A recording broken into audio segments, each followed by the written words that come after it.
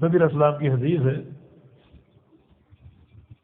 العبد المؤمن ينذي شیطانہ کما ينذي احدکم بعیرہ فی السفر.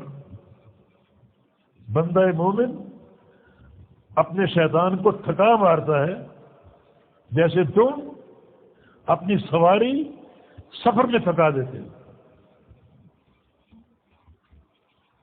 اس سے مراد وہ سواری ہے، اونٹ ہے یا گھوڑا ہے جس میں آپ بیٹھے سفر کیے جا رہے ہیں، صبح سے شام اس کو چلائے رکھا، نہ کھلایا نہ پلایا، نہ کہیں آرام کیا نہ اس کو آرام دیا، حتیٰ کہ وہ سواری چل چل کے تھک کے ماندہ ہو کر گر گئی.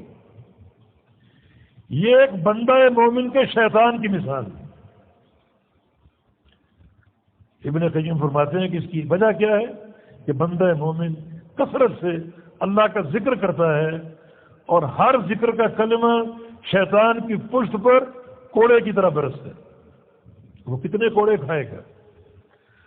دن رات آپ اللہ کا ذکر کریں اور اس لعین کو کوڑے مارتے ہیں.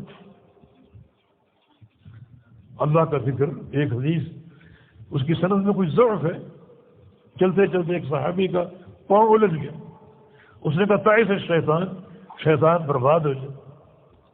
وہ لا تقل هذا، یہ مت کہو.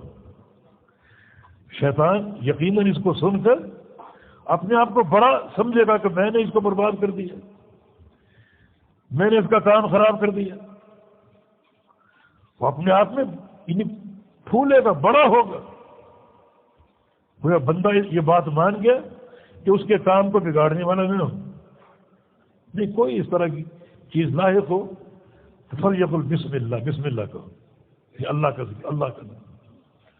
اللہ کا نام سن سن کر شیطان کمزور ہوگا، کمزور ہوگا، کمزور ہوگا، حقیر ہوگا، حتیٰ کہ اس کا وجود ایک مکھی کے برابر ہو جائے گا. تو جو کلمہ تعوذ پر مشتمل ہے، جسے آپ شیطان رجیم کی پناہ طلب کرنا چاہتے ہیں، اس کلمے کو سن کر شیطان کتنا پریشان ہوگا اور کتنا کمزور ہوگا. لہذا اللہ تعالیٰ سے تعوذ،